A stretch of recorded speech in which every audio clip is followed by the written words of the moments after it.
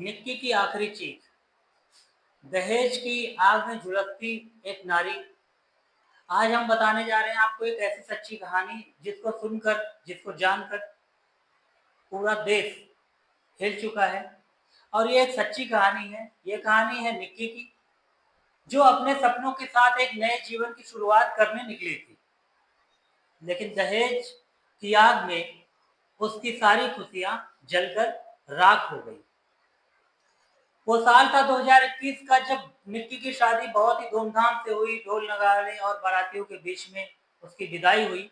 नए सपने और अरमानों के साथ वो नए घर में गई।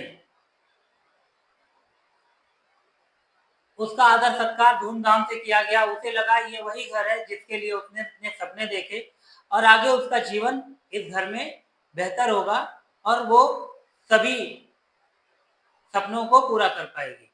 सपनों को पूरा करने का अर्थ है कि एक अच्छा परिवार मिलेगा, एक अच्छी जिंदगी का गुजर बसर होगा, और वो एक अच्छी गृहिणी बनकर आगे परिवार को चलाएगी और अपने सभी लोगों को खुश रखेगी, और साथ में खुद अपने माता पिता और अपने ससुराल वालों को जोड़ कर रखेगी। पर नियति को क्या मंजूर होता है? कुछ अलग ही मंजूर होता है।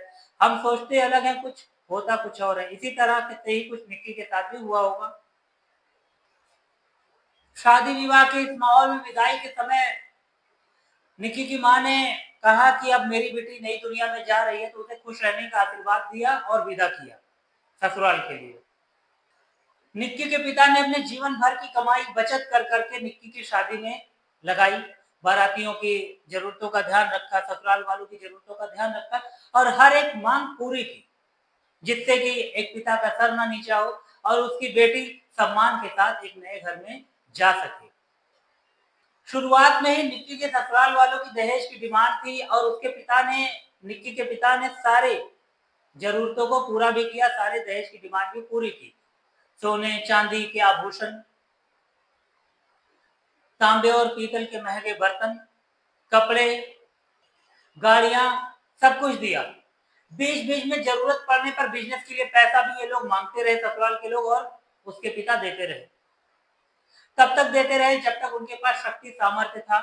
पैसा दिया, लेकिन ससुराल वाले हमेशा बीच बीच में पैसे मांगते रहे दहेज के नाम पर। निक्की इन बातों को समझती, परेशान होती, और अपने पति को, अपने ससुराल वालों को कई बार ये बात समझाने की कोशिश करती कि अब मेरे पिताजी बुजुर्ग हो गए हैं और पैसे नहीं दे सकते, उन्हें खुद का भी परिवार संभालना है। शुरुआत के दिन शादी के समय के कुछ हद तक बेहतर रहे। उसके बाद धीरे धीरे दहेज की मांग बढ़ती गई और प्रताड़ना निक्की को मिलती रही। शुरू में तो ये प्रताड़ना सारी सहन कर दी गई, सारी परेशानियां सहन कर दी गई, पर धीरे धीरे ये प्रताड़नाओं का सिलसिला बढ़ता रहा। ससुराल वालों ने पैसे के लिए निक्की पर दबाव डाला। निक्की ने अपने पिता से पैसे मांगने के लिए इनकार किया, और इसी के लिए परिवार वालों में, ससुराल वालों में झगड़ा हुआ, और आखिर में ससुराल वालों ने निक्की को जला दिया, आग लगा दी। जब आग लगा दी तो निक्की आग से झुलसते हुए सीढ़ियों से नीचे भागी खुद को बचाने के लिए। उसको बचाने के लिए आस पड़ोस के लोग भी दौड़े। उसे उसी गंभीर हालत में अस्पताल में भर्ती कराया गया। कई दिनों तक वह मौत और जिंदगी के बीच लड़ती रही, जूझती रही, और उस समय के दौरान उसकी मां आईसीयू से खड़ी होकर बाहर अपनी बेटी को देखती रहती थी, और हर क्षण हर पल उस मां की यही प्रार्थना थी कि हे भगवान, मेरी बेटी को बचा लो किसी भी तरीके से। पर होना कुछ और था, नियति को कुछ और मंजूर था, और उसकी बेटी बची नहीं, और अस्पताल में ही उसने दम तोड़ दिया आखिर में। जहां तक पुलिस के जांच की बात की गई, तो जांच में पुलिस वालों ने यह कहा कि शुरुआत में ससुराल वालों ने यही कहा कि यह एक हादसा था, और हादसे में अचानक से निक्की खुद से आग लगा गई या जल गई। पर उसके पिता ने हार नहीं मानी। एफआईआर दर्ज की गई, पुलिस ने जांच की, और पुलिस की जांच में यह सबूत मिले कि उसे आग लगाई गई, और इसी सबूत के आधार पर पति, सास, ससुर को गिरफ्तार कर लिया गया, और फिलहाल में उसके जेठ को भी गिरफ्तार कर लिया गया है। देखो ऐसी घटनाएं कोई नई नहीं है, समाज में ऐसी घटनाएं बहुत बार होती हैं।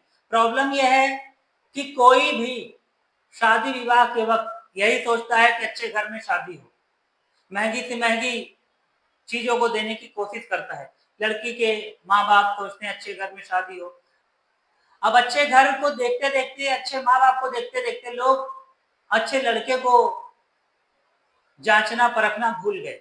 लोग पैसे वाला घर देख के शादी करते हैं, अच्छा लड़का देख के शादी नहीं करते हैं। बाद में वही खामियां उसकी लड़की को दुख देती हैं। या तो रिश्ते अलग हो जाते हैं लड़की लड़के के, या फिर पति पत्नी में पूरी जिंदगी निभाना मुश्किल हो जाता है। तो माँ बाप को भी ये समझना चाहिए, चाहे लड़की के माँ बाप हो चाहे लड़के के माँ बाप हो, परिस्थितियां और रिश्ते तब बनते हैं जब लड़की और लड़का दोनों खुद से आपस में वो रिश्ता निभाने पर आए। अगर लालच पर कोई रिश्ता चलता है तो कभी भी वो रिश्ता पूरा नहीं निभाया जाता। जिस दिन लालच खत्म हो जाती है उसी दिन वो रिश्ता भी खत्म हो जाता है। इसी तरीके से निक्की का भी रिश्ता कुछ ऐसा ही रहा ससुराल वालों के साथ। जब तक दहेज की जरूरतें पूरी करती गए उसके माँ बाप, तब तक रिश्ता चलता रहा। दहेज खत्म, रिश्ता खत्म और उनकी बेटी खत्म, ये हुआ है। तो किसी भी लड़की के माँ बाप को शादी करते वक्त ये जरूर ध्यान देना चाहिए कि लड़का किस काबिल है, लड़का अच्छा है या नहीं है। लड़का थोड़ा सा बैलेंस में हो, एवरेज कमाता हो, लेकिन लड़का अच्छा हो, यह हमेशा लड़की के माँ बाप को देखना चाहिए। कम से कम उनकी लड़की पूरी जिंदगी तो जिएगी, खुशी से तो रहेगी, लड़का रिस्पेक्ट तो करेगा। पर नहीं, अच्छा घर, महंगा घर देख के लोग शादियां करते हैं, अच्छा लड़का देखकर शादियां नहीं करते हैं, जिस वजह से ये परेशानी निक्की या और हजारों लड़कियों के साथ ऐसा होता है समाज में। अब हम बात करेंगे समाज के प्रति क्या जिम्मेदारी होती है और मीडिया ने इस केस को कैसे उठाया। जाहिर सी बात है, समाज हमेशा जब केस आता है सामने तो समाज बुराइयां करने लगता है। पर या क्या ये समाज दहेज से अछूता रहा है? समाज में हर कोई चाहता है हमें दहेज मिले। हर एक पिता दहेज के नाम पे अपनी बेटी को महंगी चीजें देता है, काफी सारे पैसे खर्च करता है। लेकिन क्या सभी परिवार के लोग, समाज में लोग ऐसा करने में संभव है? नहीं है। गरीब माँ बाप जो होते हैं वो कैसे अपनी लड़की को इतने महंगी चीजों में दे।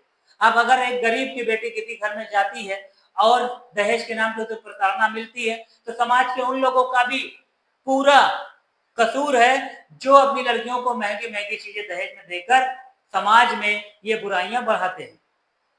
तो फिर जब समाज में किसी बहन बेटी के साथ ऐसा होता है तो लोग आवाज उठाते हैं। तो समाज के लोग ही कसूरवार भी हैं। इस दहेज प्रथा को बंद करना बहुत जरूरी है और हमारा और आपका मिलना इसके लिए बहुत जरूरी है। शादी विवाह में एक अच्छी लड़की, एक अच्छा लड़का हो, इतना काफी है, जिससे लोगों की जिंदगी आगे बेहतर हो पाए और पूरी जिंदगी लोग निभा पाए रिश्ते को एक दूसरे के रिस्पेक्ट के साथ। चलिए आगे बढ़ते हैं। अब समाज में जगह जगह दहेज प्रताड़ना के खिलाफ प्रदर्शन हो रहे हैं। निक्की के सपोर्ट में लोग प्रदर्शन कर रहे हैं और जल्द से जल्द सजा की मांग की जा रही है। उस लड़की की मां आज भी न्याय के लिए अदालत में धक्के खा रही है और न्याय की गुहार लगा रही है कि उसकी बेटी को न्याय मिले। लड़की के पिता आज भी यही कहते कि काश शुरू से ही दहेज की मांग को हमने ठुकराया होता, या हमने एक अच्छे घर में शादी की होती जहां पे दहेज की मांग ना करके लड़का अच्छा होता, एक अच्छी फैमिली होती और हम साधारण से परिवार में शादी की होते, तो आज हमारी बेटी जिंदा भी रहती और सामान्य तरीके से खुश भी रहती। जाहिर सी बात है, हमने एक बेहतर घर, एक अमीर समाज की अभिव्यक्ति को देखकर हमने अपनी लड़की की शादी की और अच्छा किया था, लेकिन हमें नहीं मालूम था कि हमारी बेटी का यह अंजाम होगा। अब अगर हम बात करें हमारे समाज की या हमारी, तो हम सबको मिलकर ही इस बुराई को रोकना होगा। आज निक्की तो कल कोई और, परसों कोई और। अगर हम इस बात को नहीं रोकते हैं, इस बुराई को नहीं रोकते हैं, तो हर हाल में ये बुराई और बढ़ती रहेगी और आगे इसका अंजाम किसी के घर तक जाएगा और किसी की भी बेटी, किसी की बहू, किसी की बहन के साथ ये घटना होती रहेगी। तो आइए मिलकर प्रण लेते हैं, दहेज के खिलाफ आवाज उठाते हैं, आगे ऐसा ना हो किसी के साथ, ऐसा हम प्रण करते हैं। मिलते हैं नए वीडियो में अच्छी बातों के साथ। जय हिंद, जय भारत।